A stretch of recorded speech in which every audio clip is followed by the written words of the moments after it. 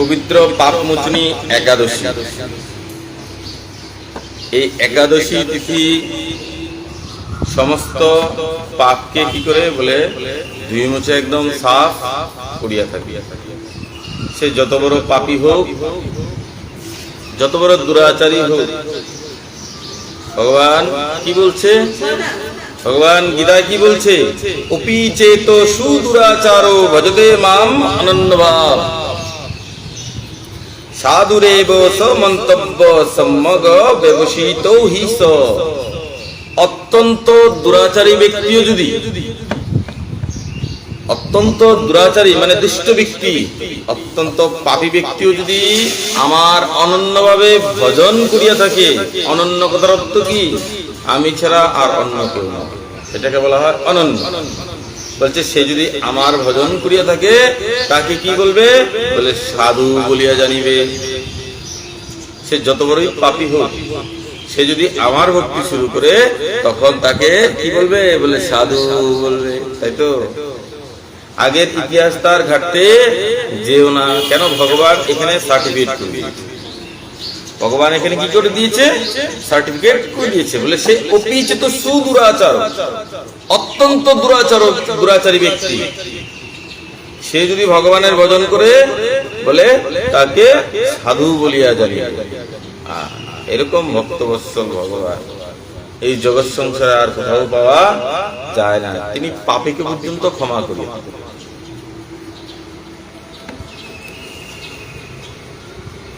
সুতরাং এটার অর্থ কি?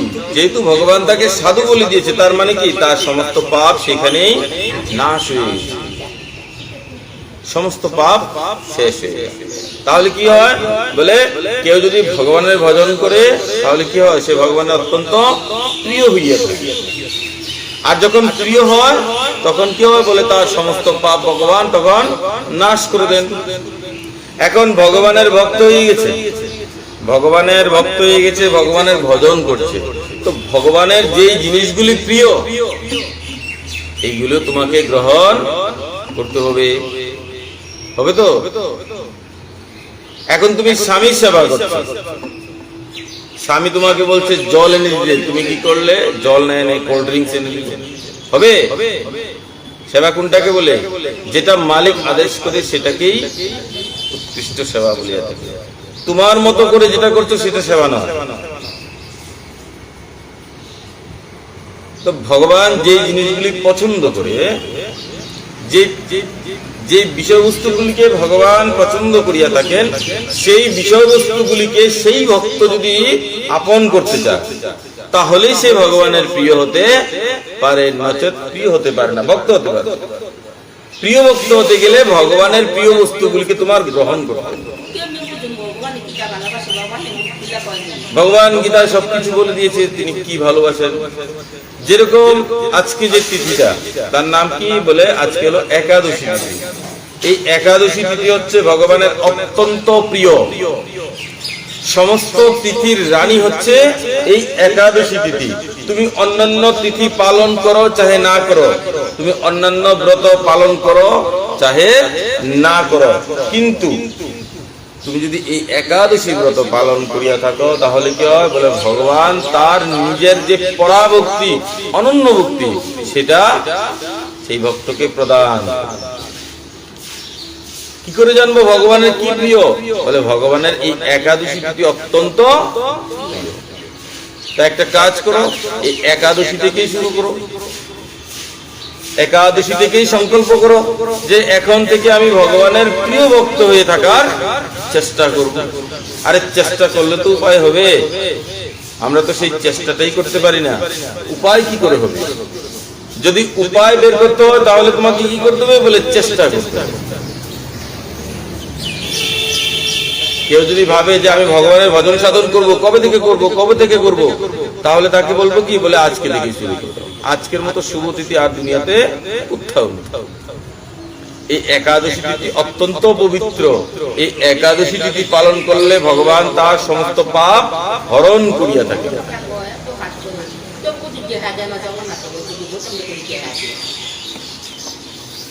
তো এই একাদশী এই একাদশী তিথি পালন করলে কি হয় বলে সমস্ত পাপ নাশ হয়ে যায়। আসুন আমরা সেই একাদশী তিথির মাহাত্ম্যটা একটু শ্রবণ করব। বলি একাদশী তিথি কি। একবার যুধিষ্ঠির মহারাজ ভগবান শ্রীকৃষ্ণকে বললেন, হে প্রভু, এই যে চৈত্র মাসের কৃষ্ণপক্ষের যে একাদশী তার নাম কি, তার মাহাত্ম্যই বা কি, আপনি আমায় কৃপা করে তার মাহাত্ম্যটা একটু বর্ণন করুন। সেই একাদশী তিথি পালন করলে কি লাভ হয়? তখন ভগবান শ্রীকৃষ্ণ যুধিষ্ঠিরকে একাদশী তিথির মাহাত্ম্যের কথা বর্ণন করতে লাগলেন। ভগবান বললেন কি, হে ধর্মরাজ যুধিষ্ঠির, আপনি ধর্ম বিষয়ক একটি প্রশ্ন করলেন। মনে রাখবেন, এই যে আমরা ভগবানের পুজো করছি বা পাঠ কীর্তন চলে, যখন কেউ ভক্তি বিষয়ক কোনো প্রশ্ন উত্থাপন করে, এটাও ভগবানেরই কৃপা। উদ্ভব প্রশ্ন করলে, আলতু ফালতু প্রশ্ন করলে, তাহলে সেটা কি, সেটা কিন্তু ভগবানের কৃপা নয়। তুমি কোথাও পাঠে গেছো, পাঠে গিয়ে তুমি জিজ্ঞেস করছো যে কি করে ভজন করবো, ওইটা করলে কি হয়, তার মানে কি তোমার মধ্যে জিজ্ঞাসা এসেছে কি করে ভজনে আস্তে আস্তে এগোনো যায়। এখন পাঠ চলছে, হঠাৎ করে কেউ যদি বলে মহারাজ লেবুর দাম কত, সংসারের কথা বলে, আমার তো বাড়িতে এরকম অবস্থা, তাহলে ভক্তি রাস্তা থেকে সে আস্তে আস্তে পড়তে থাকে, বুঝে না, ধীরে ধীরে ধীরে ধীরে। তার জন্য এই যে মনের মধ্যে প্রশ্ন, অথো ব্রহ্ম জিজ্ঞাসা, এটারও প্রয়োজন আছে, এটারও কিন্তু প্রয়োজন আছে। কেননা যদি এই জিজ্ঞাসা না হয় তাহলে তুমি জানতেই পারবে। তো যুধিষ্ঠির মহারাজের মনে প্রশ্ন হয়েছে, তার জন্যই ভগবান যুধিষ্ঠিরকে কি বলছে, বলে তোমার মনে ধর্ম বিষয়ক প্রশ্ন জাগ্রত হয়েছে, তুমি তো আমাকে ধর্ম বিষয়ক একটি প্রশ্ন করলে। এই একাদশী সকল সুখের আধার। কি বলছে? এই একাদশী হচ্ছে সমস্ত সুখের আধার। মানুষ সুখ কোথায় খুঁজে? মানুষ কোথায় সুখ খুঁজে? মানুষ সংসারের মধ্যে শুধু সুখকে খুঁজছে, কিন্তু ভগবান শ্রীকৃষ্ণ বলছে কি, বলে একাদশীর মধ্যে সমস্ত সুখ নিত্য রয়েছে। সমস্ত সুখের আধার হচ্ছে এই একাদশী। সিদ্ধি প্রদানকারী ও পরম মঙ্গলময়, এর থেকে মঙ্গলময় আর কিছু হতে পারে না, ভগবান নিজে বলছে যুধিষ্ঠির। সমস্ত পাপ থেকে নিস্তার বা সেই পাপগুলিকে নষ্ট করার জন্য এই একাদশী তিথি অত্যন্ত পবিত্র, যাকে পাপমোচনী একাদশী বলা হয়ে থাকে। প্রত্যেকটা একাদশীর কোনো না কোনো একটা নাম থাকে। তো আজকে যে একাদশীটা, সেটার নাম হচ্ছে কি পাপমোচনী একাদশী, মানে পাপ নষ্ট হয়ে যাবে, নষ্ট হয়ে যাবে মানে মোচন হয়ে যাবে।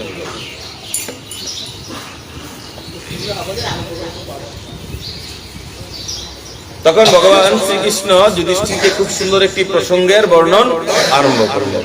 কোন এক সময় রাজা মন্ধাতা একবার লোমস মুনিকে এই একাদশীর কথা জিজ্ঞেস করেছিলেন। এক মুনিবরকে, এক লোমস নামক এক মুনিবরকে এই একাদশীর কথা জিজ্ঞেস করেছিলেন যে একাদশী করলে কি হয়, একাদশী ব্রত পালন করলে কি লাভ হয়, কিভাবে হয়েছিল একাদশী, এই কথা জিজ্ঞেস করেছিলেন।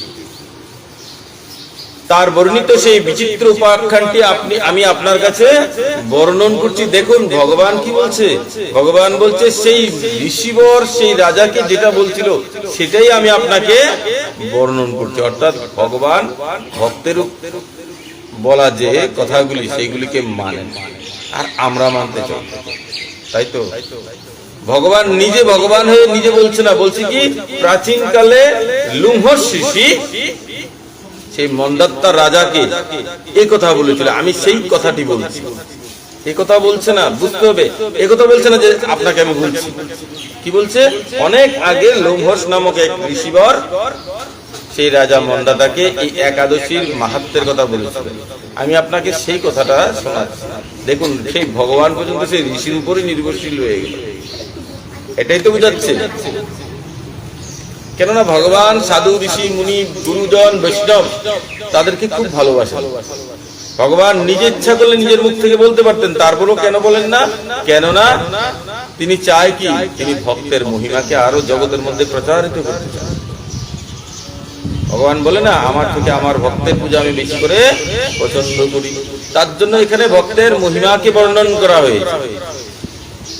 আর সেই জন্যই তার আরেকটি নাম কি, ভক্তবৎসল। বলি ভক্তবৎসল ভগবান কি। তার জন্যই তিনি ভক্তের বৎসল। ভক্তের তিনি বশ্যতা স্বীকার করিয়া থাকেন। তুমি যদি তাকে বশে আনতে চাও, তুমি যদি ভগবানকে বশে আনতে চাও, তাহলে একদম সহজ, একদম সহজ। বলে কিভাবে? বলে তাকে ভালোবাসতে শুরু করে দাও, তাকে মনে প্রাণে তুমি ভালোবাসতে শুরু করে দাও, দেখবে সে আমরে আপ তোমার কাছে এসে তোমার বশ্যতা স্বীকার করবেই করবে। তাতে বিন্দুমাত্র কোনো সন্দেহ নেই, তোমার কাছে সে আসবেই আসবে। কি রূপে আসবে তুমি সেটা বুঝতে পারবে। অনেকে বলে না যে অনেকে বলে না যে তুমি কি কখনো ভগবান দেখেছো?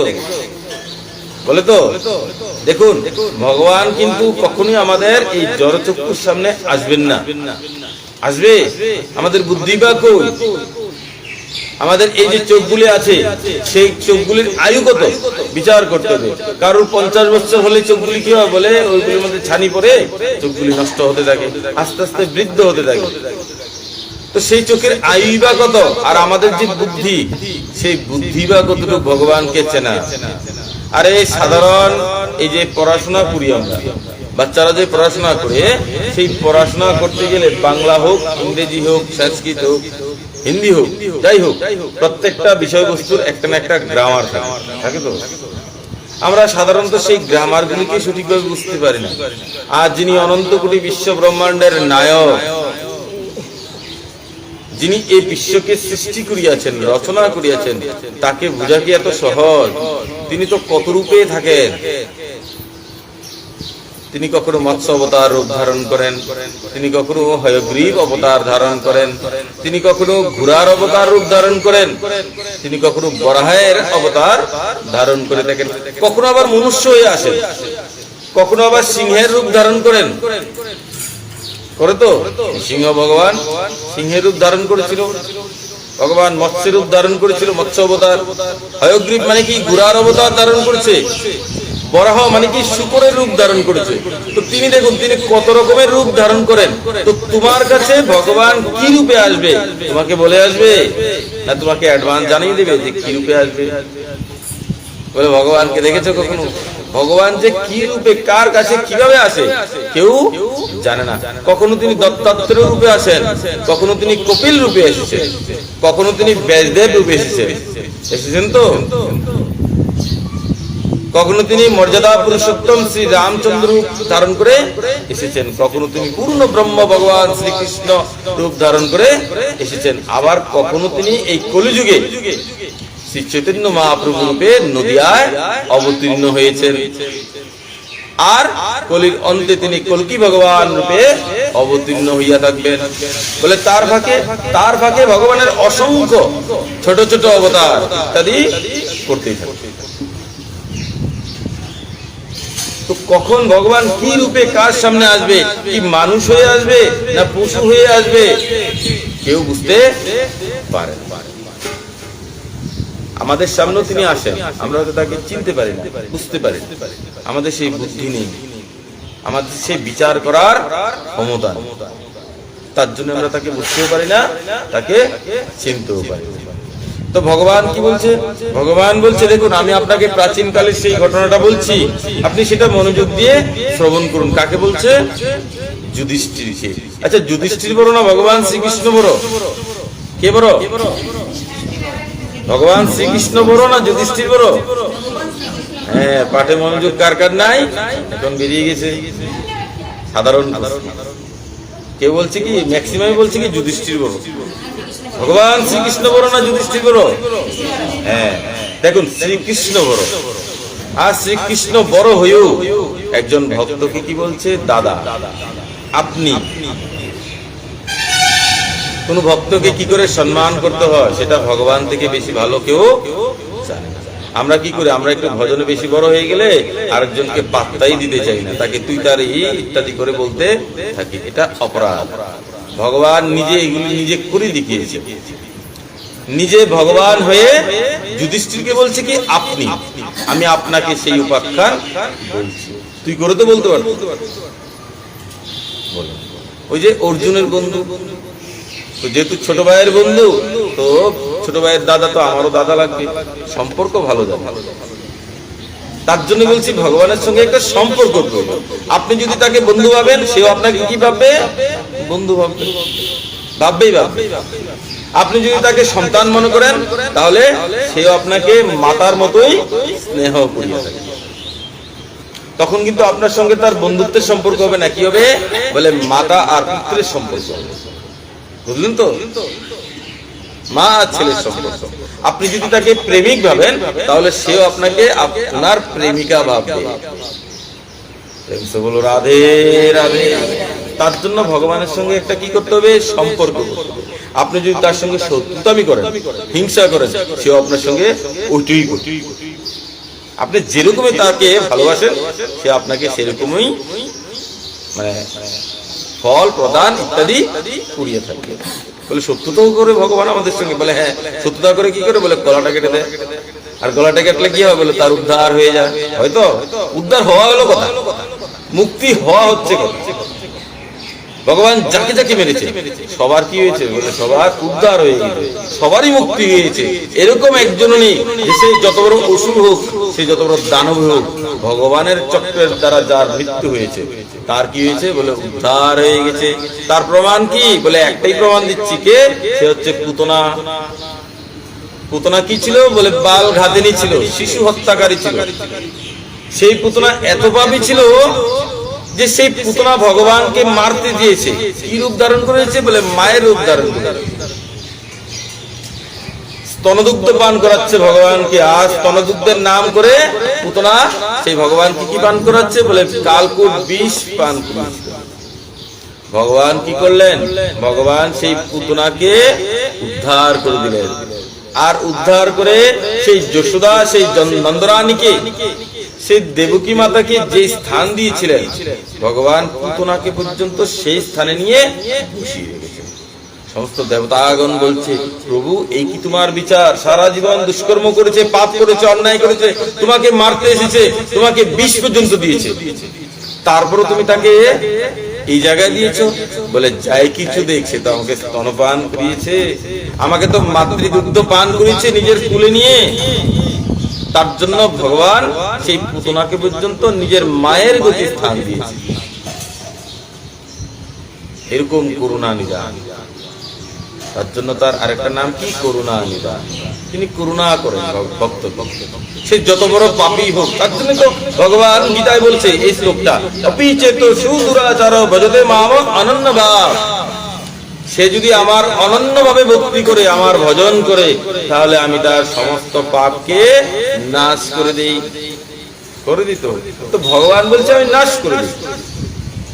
এখন ভগবান শুধু বললে তো হবে না, আমাদেরকেও তো চেষ্টা করতে হবে। তা আমাদেরকে চেষ্টা কি করে করতে হবে? বলে ভগবানের এই পবিত্র তিথিগুলিকে পালনের মাধ্যমে আমরা ভগবানের কাছে ধীরে ধীরে আস্তে আস্তে এগোতে থাকবো। ঠিক তো? তুমি ভগবানকে মানছো কিন্তু একাদশী তিথি পালন করছো না, তাহলে ভগবান বলবে কি? বলে সরাও একে। আমার সামনে সে নাটক করে প্রণাম করছে, এই করে সেই করে, তিথি পালন করছে না। আমার প্রিয় যে তিথি, সেই তিথিটাকেই সে পালন করে না, সে আমার ভক্ত হতে পারে না। বের করো একে। তাহলে ভগবানের কাছে কি করে যাবে? বলে তোমাকে কয়েক জন্ম লেগে।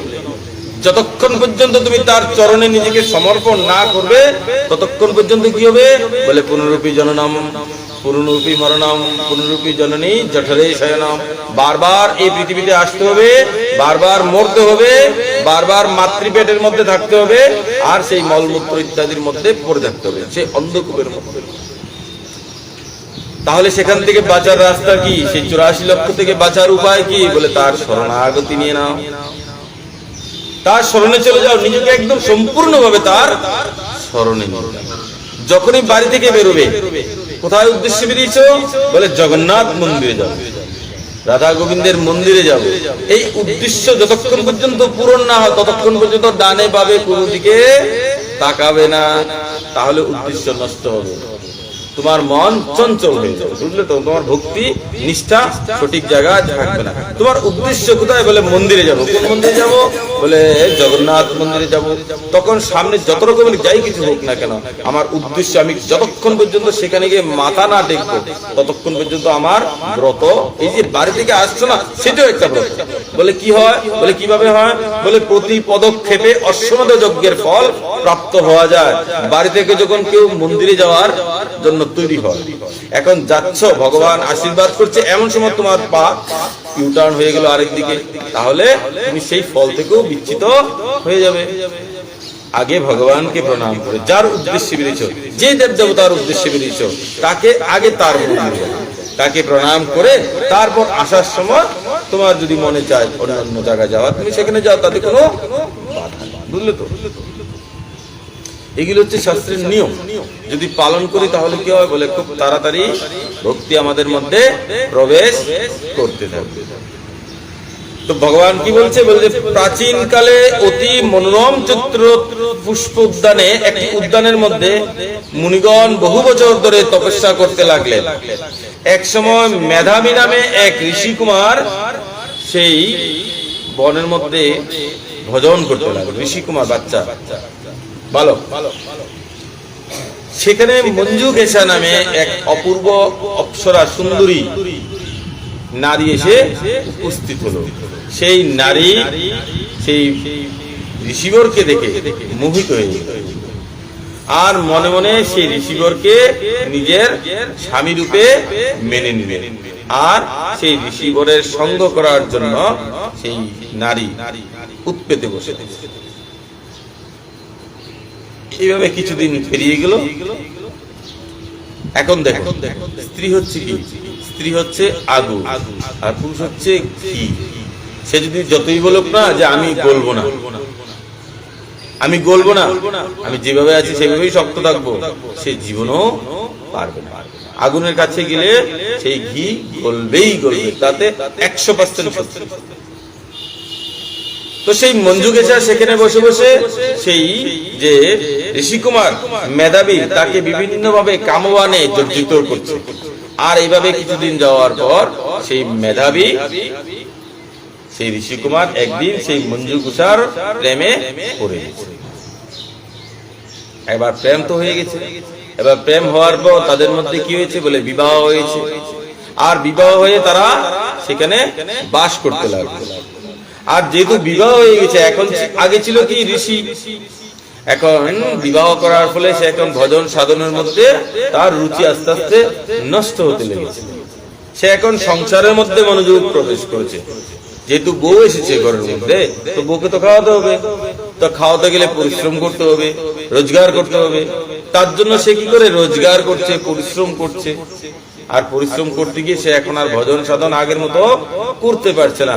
স্ত্রীর প্রেমে আসক্ত হয়ে স্ত্রীর সঙ্গে সহবাসের আনন্দ উপভোগ করতে করতে সে একবার কি হয়েছে? সে একেবারে মানে ভগবানকেই ভুলে গেছে।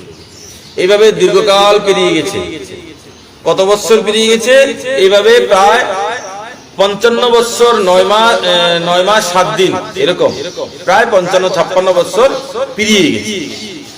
এদিকে সেই মঞ্জুকেশা, সে তো অপ্সরা ছিল। অপ্সরা কোথায় থাকে? বলে স্বর্গে থাকে। তারা কোনো না কোনো কারণে পৃথিবীতে আসে। যতক্ষণ তাদের কাজ শেষ না হবে ততক্ষণ তারা এই পৃথিবীতে কি করেন? ঘুরতে থাকে। কাজ শেষ আবার চলে যাবে। তারা কারো আপন হয়। তো সেই মঞ্জুকেশা কি বলছে? বলে মানে সেই তার স্বামী ঋষিবরকে মনে মনে বলছে যে যদি আমি ভাবছি আর কি, যে আমি যদি এখন এখান থেকে চলে যেতে পারতাম তাহলে তো ভালো ছিল। কারণ তার তো আত্মীয় স্বজন সব স্বর্গে রয়েছে, বান্ধবী বন্ধুরা সব তো স্বর্গে রয়েছে। কিন্তু ঋষিকে বললে ঋষি যদি অভিশাপ দিয়ে দেয়, তার জন্য সেই মঞ্জুকেশা তার স্বামীকে মানে সেই মেধাবীকে বলতেও পারছে না, অভিশাপের ভয়। এভাবে করতে করতে আরো কিছুদিন চলে গেল। সেই যখন কিছুদিন গেছে, সেই মঞ্জুকেশা সেই স্ত্রী সেই অপ্সরা এবার মেধাবীকে বলছে, হে পতিদেব, আমি এখন স্বর্গে যেতে চাই, আমি এখন স্বর্গে যেতে চাই। ঋষিবর শুনে তো একদম ক্রুদ্ধ হয়ে গেছে। আরে দুরাচারী, আরে পাপিষ্ঠ, তুই কি বলছিস? তুই আমাকে ছেড়ে স্বর্গে চলে যাবি, আমাকে একা ফেলে যাবি? আরে তোর সঙ্গে যে আমার কামনা, সেটা তো এখনো পূর্ণই হয়নি। আমার কাছে তো অর্ধরাত্রের মতো মনে হচ্ছে, এখনো তো আমার তৃপ্তি হয়নি, তুই আমাকে ছেড়ে যাস না। এরকম বলে সেই অপ্সরাকে ভৎসনা করতে লাগলো। তুই পিশাচের মতো আচরণ করেছিস আমার সঙ্গে, যা তোকে আমি অভিশাপ দিয়ে দিলাম, কি তুই পিশাচ জনি প্রাপ্ত হয়ে যাবি। ওই যে মনে মনে ভয় ছিল, যদি সাধুবর আমাকে অভিশাপ দিয়ে দে, আর সেটাই হয়েছে। অভিশাপ দিয়ে দিল, বলে যা তুই পিশাচ হয়ে যাবি। আর কি হয়েছে? সঙ্গে সঙ্গে সেই পিশাচ জনিতে প্রবেশ করে। স্বামী অভিশাপ দিয়েছে। মনে রাখবেন, স্বামীর কথা কিন্তু প্রত্যেকটা মানতে হয়, প্রত্যেকটা স্ত্রীকে। স্বামী যেরকমই হোক, দুশ্চরিত্রবান হোক, দুশ্চিল, দুরাচার, মানে সে দুশ্চরিত্রবান হোক, দুরাচারী হোক, নির্ধন, এটা ভাগবতের কথা। স্বামী নির্ধনই হোক, স্বামী অসুস্থ হোক, স্বামীর মধ্যে যদি আসরিক লক্ষণ থাকে, সে যেরকম স্বভাব হোক, স্বামী সেই হচ্ছে তোমার দেবতা। এই যে জগতে এই যে সংসারটা তুমি করছো, এই সংসারের মালিক হচ্ছে তোমার স্বামী। বলে আমি তাকে ছেড়ে জগতের স্বামীর কাছে যাব, হতেই পারে না। তোমাকে আগে সেই স্বামীর সেবা করতে হবে, তাকে প্রসন্ন করেই তুমি ভগবানকে পুজো করতে পারে। যেরকম যখনই কোনো পুজো হয়, তখন কি হয়? বলে সবার আগে কার পুজো করতে হয়? কার পুজো? হ্যাঁ, গণেশের পুজো? না না, সবার আগে শ্রী গুরুদেবের পুজো করতে হয়। আর গুরুদেবের আগে যার পুজো হয়, তার গণেশেরও পুজো করা যায়। কিন্তু মনে রাখবে, ভগবানের আগে যার পুজো হয়, তিনি হচ্ছেন আমাদের শ্রী গুরুদেব। গুরুদেবকে ছেড়ে কখনই ভগবানের পুজো করতে নেই। ঠিক তদ্রূপ তোমার ঘরে যদি তোমার স্বামী রয়েছে, তার কথাকে তোমার পালন করতেই হবে। তাকে ছেড়ে তুমি যত বছর, কোটি কোটি বছর যদি তুমি গোবিন্দকে বাজাও, কিচ্ছু লাভ হবে না। কারণ সেই হচ্ছে তোমার গোবিন্দ, সেই প্রতি হচ্ছে তোমার পরমেশ্বর। তার সেবা করে যাও। স্বামী যদি তোমাকে বলে একাদশী করতে হবে না, বলে মহারাজ এখন কি করবো, আমার স্বামী না করছে, ঠিক আছে, তার আদেশকে তুমি পালন করো। তুমি যদি পতিব্রতা নারী হও, তাহলে ভগবানই তোমাকে সেই জায়গায় নিয়ে চলে যাবে। তোমাকে চেষ্টা করতে হবে। আমরা কি করি? আমরা বহু চেষ্টা করি ভগবানের কাছে যাওয়ার জন্য। আসলে শাস্ত্র কি বলছে? শাস্ত্র বলছে এত চেষ্টার দরকার। তোমাকে যেই নিয়ম কানুনের কথা বলে দেওয়া হয়েছে, তোমাকে যে নিয়ম কানুনের কথা বলা দেওয়া হয়েছে, তুমি সেগুলি পালন করো। তুমি তোমার নিজের ধর্মে অবিচল থাকো, তাতেই তুমি গোবিন্দ প্রাপ্তি হবে, যার যেটা ধর্ম। স্বামী এবার আদেশ করে দিয়েছে, অভিশাপ করে দিয়েছে, বলে যা তুই পিশাচ জনি প্রাপ্ত হবি। সঙ্গে সঙ্গে স্বামীর চরণে পড়ে কাঁদতে লেগেছে, প্রভু আমার অপরাধ ক্ষমা করুন, আমি এই পাপ থেকে কি করে বাঁচবো, আমার উদ্ধার কি করে হবে? তখন সেই সাধু, তো সাধু হঠাৎ করে রেগে যায়। মনে রাখবেন, আবার তার চরণে পড়ে যদি কেউ অপরাধ ভিক্ষা চায়, সঙ্গে সঙ্গে সাধু আবার কি করে? আবার বিগলিত হয়ে তাকে সঙ্গে সঙ্গে ক্ষমা করে, কিচ্ছু মনে রাখে। সেই সাধুই কি যে মনের মধ্যে জিলিপির মতো পেঁচ রাখে, সে সাধু হতে পারে না। সাধুর মন হবে কি? একদম কোমল, নরম। সঙ্গে সঙ্গে রেগে যাবে, আবার সঙ্গে সঙ্গে ঠান্ডাও হয়ে যাবে। তুমি যতই অন্যায় করো তার কাছে, একবার গিয়ে যদি বলো যে আমাকে আমি অপরাধ করেছি, আমাকে ক্ষমা করে দিন, বাস, তাতেই সেই প্রসন্ন হয়ে যাবে। আর কিচ্ছু লাগবে না, অতটুকুই যথেষ্ট। বুঝলেন তো? সাধুর মধ্যে কখনো অভিমান থাকবে না, সাধুর মধ্যে কখনো অহংকার থাকবে না। আমি সাধু, আমি এরকম জিনিসটা থাকবে না, আমিত্ব ভাব থাকবে না। বকে দিয়েছো, রেগে গেছে, আবার অপরাধ ক্ষমা চেয়েছো,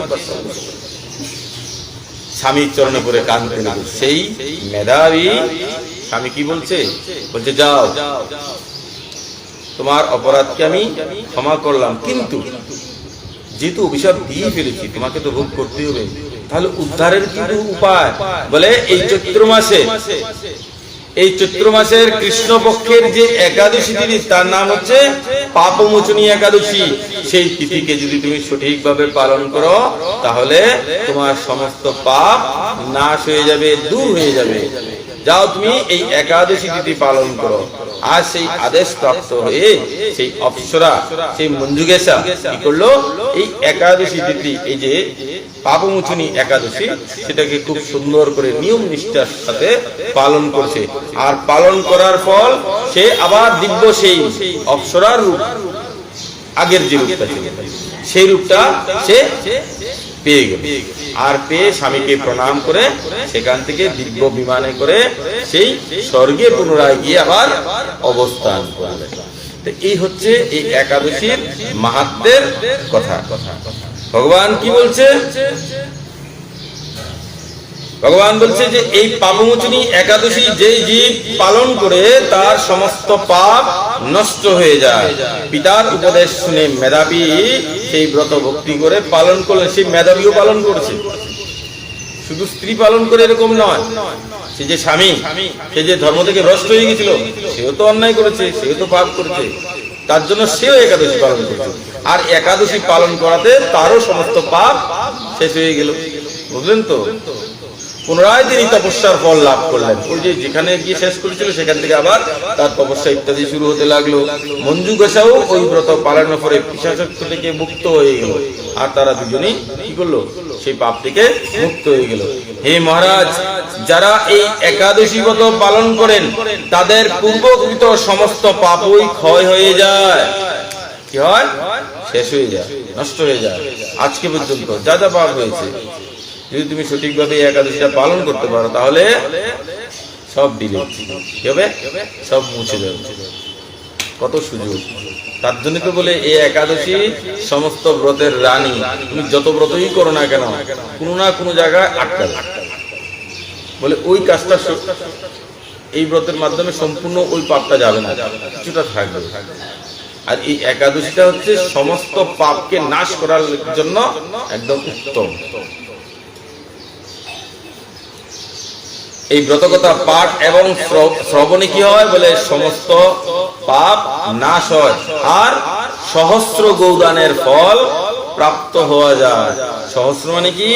হাজার হাজার গৌদান, গরু মানে গোমাতা দান করলে যে ফল প্রাপ্ত হয়, সেই ফল যারা যারা আজকে এই একাদশী ব্রতের কথা মনোযোগ দিয়ে শ্রবণ করেছে, তারা এই গৌদানের ফল প্রাপ্ত করেছে। আর যারা একটু একটু শুনেছে, তারা হয়তো সহস্র গৌদান করতে পারেনি, কিন্তু একটা দুটা অবশ্যই প্রাপ্ত করে ফেলেছে।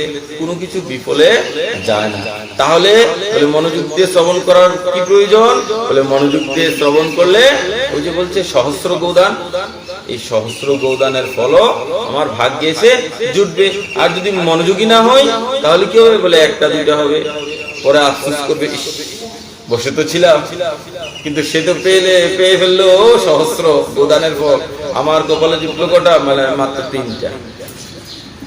তার জন্য পাঠকে খুব মনোযোগ সহকারে শ্রবণ করলে কি হয়? এই যে পাঠের ফল ইত্যাদি প্রাপ্ত হওয়া যায়। এই বলে ভগবান সেই যুধিষ্ঠির মহারাজকে একাদশীর ব্রতের কথা ইত্যাদি বর্ণন করলেন। তো আমরা এই একাদশী ব্রত তো সবাই কম বেশ করে। একাদশী ব্রত কিভাবে পালন করতে হয় সেটা জানি কি? অনেকেই জানে। আবার বলি কেন, এই সমস্ত হরিকথা সবসময় নিত্য নতুন মনে হয়, কখনো পুরনো হয় না, কখনো বাসি হয় না। এই জগন্নাথ মন্দিরে একাদশীর ব্রত কথা একই কথা গত 50 বছর ধরে চলে আসছে। মানুষগুলি চেঞ্জ হয়েছে নাকি? আপনি চেঞ্জ হয়েছেন, আমি চেঞ্জ হয়েছি, আগামী দিনে আরেকজন আসবে, আপনাদের জায়গায় আরেকজন করবে, কিন্তু কথা তো এটি। হরি অনন্ত, তার নাম অনন্ত, যতই বলবে ততই মনে শান্তি আসে, অতৃপ্ত কেউ হয়।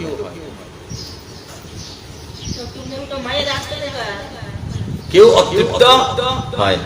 তো আমরা কি করব? বলে এই একাদশীটা পালন করব। আর একাদশী পালন করতে গেলে কি কি মানতে হয়? খুব বিশেষ বিশেষ যেগুলি, সেগুলি হচ্ছে কি, আগের দিন যারা মানে আগের দিন অবশ্যই তাকে নিরামিষ ভক্ষণ করিতে হবে, মানে নিরামিষ খেতে হবে। আর একাদশীর দিন তাকে পঞ্চশস্য ইত্যাদি বর্জন করতে হয়। পঞ্চশস্যের মধ্যে কি আছে বলুন?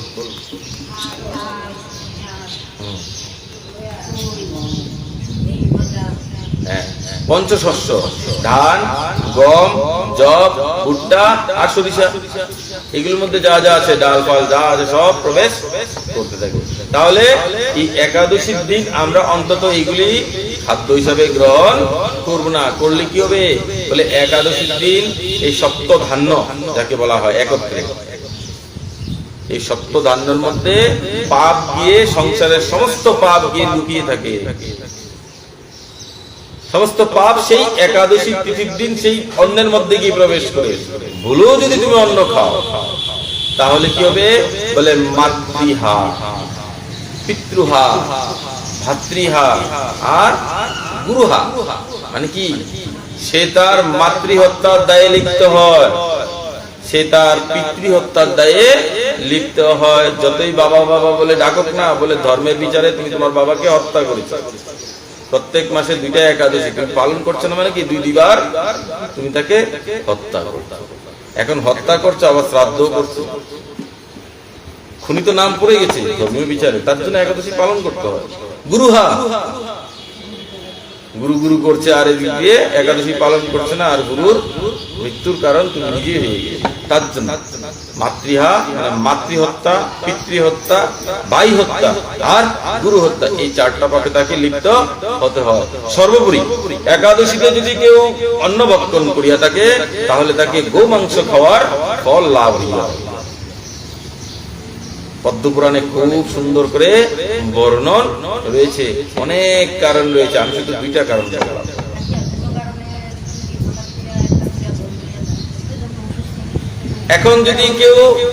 এখন যদি কেউ শারীরিক অসুস্থতা থাকে, বলে প্রভু আমি তো অসুস্থ ছিলাম, আমার পেট খারাপ ছিল, আমি হাসপাতালে ভর্তি, মরণাসন্ন, এরকম যে কোনো সমস্যা থাকতেই পারে, মানুষ তো রোগাগ্রস্ত হতেই পারে, তখন কি করা? তো মহাভারতের অনুশাসন পূর্বে তার জন্য বিধান দেওয়া হয়েছে। বলে কি, যদি নিতান্তই তার দ্বারা মানে সে অসমর্থ হয়, যদি সে শারীরিক ভাবে অক্ষম হয়, তখন সে যদি ওই একাদশীর দিন অন্ন ভোজন করিও থাকে তাহলে তাতে তার কোনো দোষ হয় না। কেন? সে মরণাসন্ন, সে হসপিটালাইজ হয়ে রয়েছে, বুঝলেন তো? ইচ্ছা করে শখ করে খেলে ঢুকে যাবে পাপ। আর কেউ মরণাসন্ন, তার কথা বলার শক্তি নেই, সে চলতে পারছে না, হসপিটালে ভর্তি আছে, বাড়িতে পঙ্গু হয়ে আছে, না খাওয়ালে তাকে ওষুধই খাওয়ানো যাবে না, তখন তার বেলায় এই নিয়মটা নেই। কেন? সে অলরেডি পাপের ফল ভোগ করছে, আর নতুন করে কি দেবে ভগবান তাকে? তার জন্য যতক্ষণ পর্যন্ত সুস্থ থাকবো, সবল থাকবো, আমাদের উচিত এই সমস্ত তিথিগুলি অবশ্যই পালন করা। কেননা কখন বৃদ্ধ হয়ে যাব, কখন শরীর অসুস্থ হয়ে যাবে, কখন পঙ্গু হয়ে যাবে, তার কোনো গ্যারান্টি নেই, আমরা জানি। সুতরাং সময় থাকতে থাকতে মানুষের আমাদের ভগবানের ভজন করাই হলো একমাত্র লক্ষ্য। এই কথাগুলি বলে আজকে শ্রীপাঠের আমরা এখানেই বিশ্রাম নিয়ে দিলাম। বলি ভক্তবৎসল ভগবান কি, একাদশী তিথি কি, জয় জয় শ্রীমদ ভগবদ গীতা প্রেমানন্দে। হরি হরি বলুন, হরি হরি।